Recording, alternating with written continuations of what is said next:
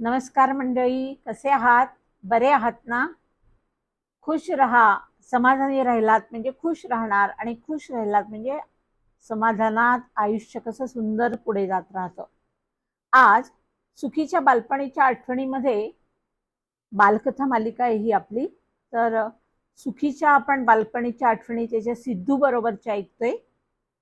तर तो थापाडी भवानी त्याच्या आईच्या एका मैत्रिणीबद्दल कशी गोष्ट सांगते बघा. आईच्या ओळखीची भाविका चौधरी नावाची एक बाई होती, पिंपासारखी लठ्ठ.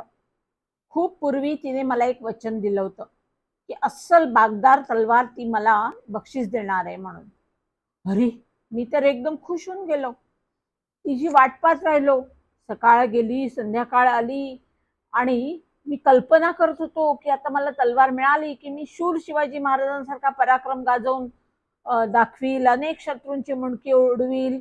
पण भाविका काकींनी मला फसवलं. ती आलीच नाही.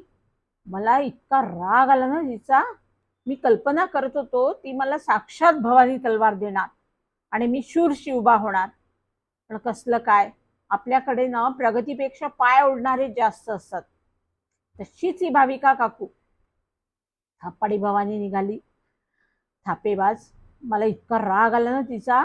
मी सगळ्यांना कळलं पाहिजे ही बाई कशी येते म्हणून सगळ्यांना तिची ही हकीकत सांगितली. तिला स्वतःची तरी शरम वाटावी असं मला वाटलं. पण तिने आपले उद्योग तसेच चालू ठेवले.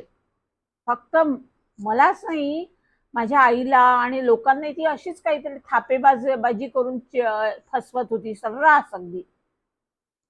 त्यामुळे आई सुद्धा एकदा तिच्यावर रागवलीच होती.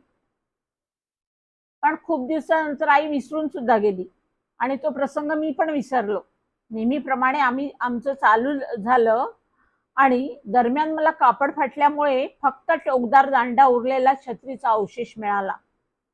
तो म्हणजे एका भल्या भाल्यासारखी काठीच होती. त्याची मी तलवार बनवली. खरं म्हणजे तलवार नाही म्हणता येणार. शत्रूची मुंडकी कशी कापणार यांनी मी या काठीने, त्या तलवारीने भोसकाभोसकी मात्र करता येत होती.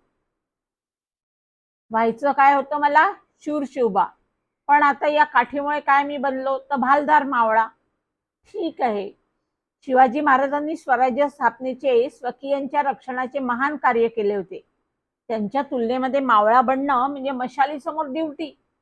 तरी आम्ही प्रत्येकाने काठीचा भाला, दोरीचा दांडपट्टा, पट्ट्याची वाघनखे अशी आयुध बनवली आणि अफझल खान शिवाजी भेटीला साकार केलं.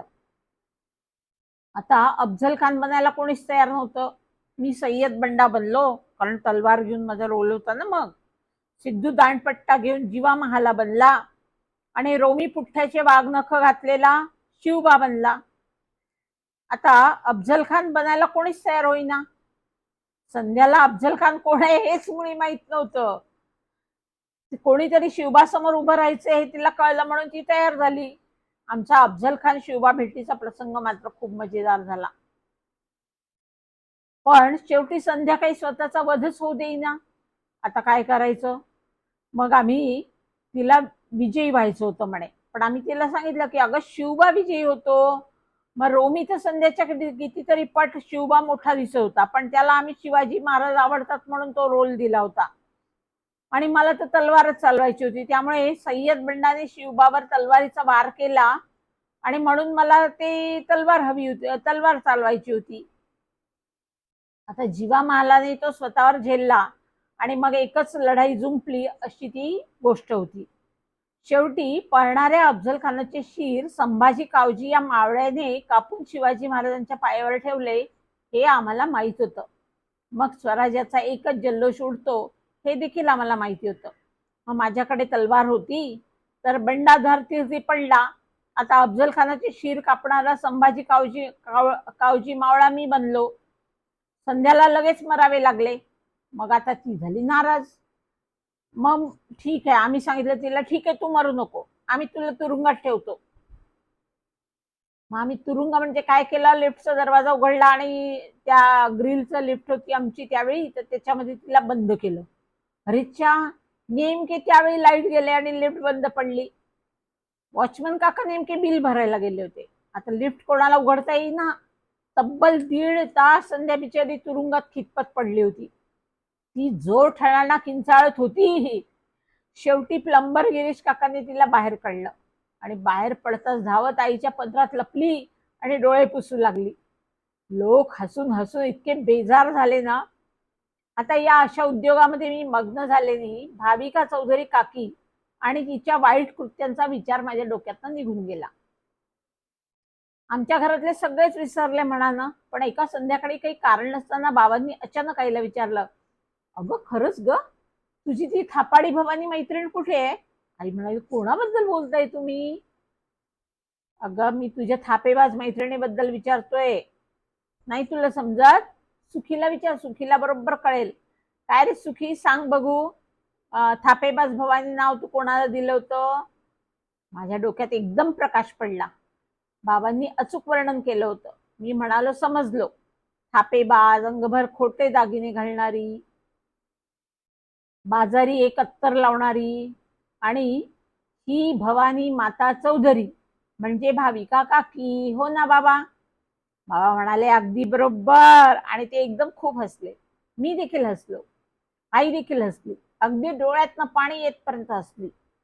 आता सुखीच्या लहानपणी, माझ्या लहानपणी मोबाईल कमी असायचे. टेबलवरचे फोन असायचे, क्रिंग क्रिंग वाजणारे. तेवढ्यात हॉल मधला फोन खणखणला, ट्रिंग ट्रिंग ट्रिंग ट्रिंग. मी धावत गेलो, फोन उचलला. हॅलो, कोण पाहिजे? टेलिफोन मध्ये जोरात कोणीतरी किंचाळलं. माझ्या कानात इतक्या जोरात खरवडल्यासारखं झालं ना. आता त्या किंचाळीनंतर टेलिफोन मधून आवाज आला, सुनीता भानुशालीला फोन द्या. मी एकदम मुका बनलो. ही व्यक्ती दुसरी तिसरी कोणी नसून भाविका चौधरीच होती. तिचा आवाज मी बरोबर ओळखला. आत्ताच आम्ही तिच्याबद्दल बोलत होतो. तिला काय ऐकू गेलं का काय वायर मधून? कमाल आहे ना, किती योगायोग. म्हटलं, 1 मिनिट थांबा. आणि मी परत खोलीत पळत गेलो. आईला म्हणालो, आई, भाविका चौधरी तुला फोनवर बोलवत आहेत. आईचे डोळे विस्फारले. एकदम भीती वाटली तिला. तिला वाटलं असं आपलं ऐकू तर नाही गेलं. आणि ती पटकन खिडकीजवळ धावली. बाबांना इतका हसू आलं, हसून हसून कोलमडले ते. म्हणाले, वा रे भवानी माता, नुसती आठवण काढताच झाली हजर. भवानी माते की जय. आईने हात झटकले.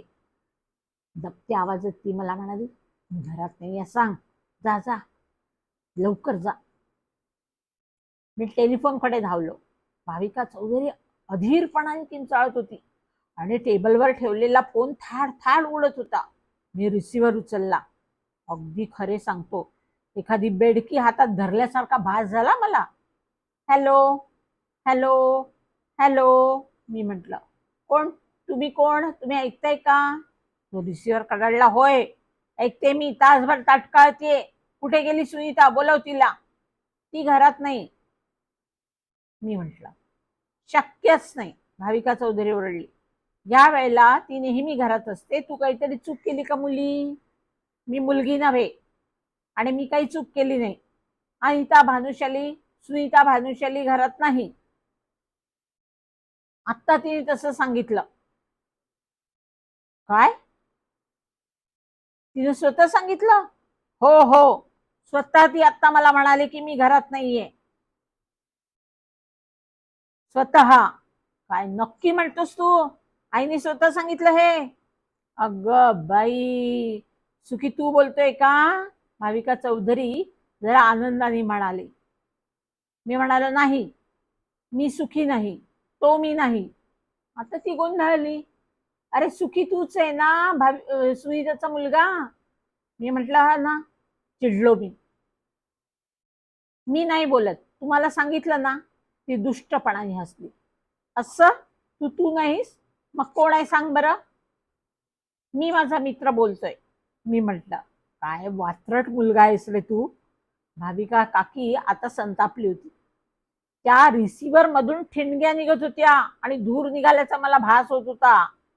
मी सगळी हकीकत सांगेन तुझ्या आईला. कसला हा वाह्यातपणा रे? अशी कशी हिंमत दाखवतो तू?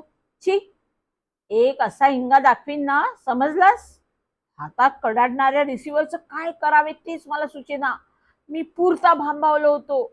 मी म्हणालो, अहो बाई, मी सार्वजनिक टेलिफोन मधून बोलतोय, माझ्या पाठीमागे खूप रांग लागलीये, माझ्या पायी सर्वांचा खोळंबा झालाय, इथं पाठी लागलीये, 3 मिनिटापेक्षा जास्त वेळ संभाषण करण्यास मनाई आहे, ओरडू नका, तुमचा वेळ संपला. पण ती तशीच किंचाळत ओरडत गुरगुरत होती आणि माझ्या रिसिव्हरच्या अक्षरशः ठिकऱ्या उडत होत्या. तो धगधगून पेटत होता. आता मात्र शांतपणे त्याला जागेवर ठेवलं आणि सुटकेचा श्वास सोडला.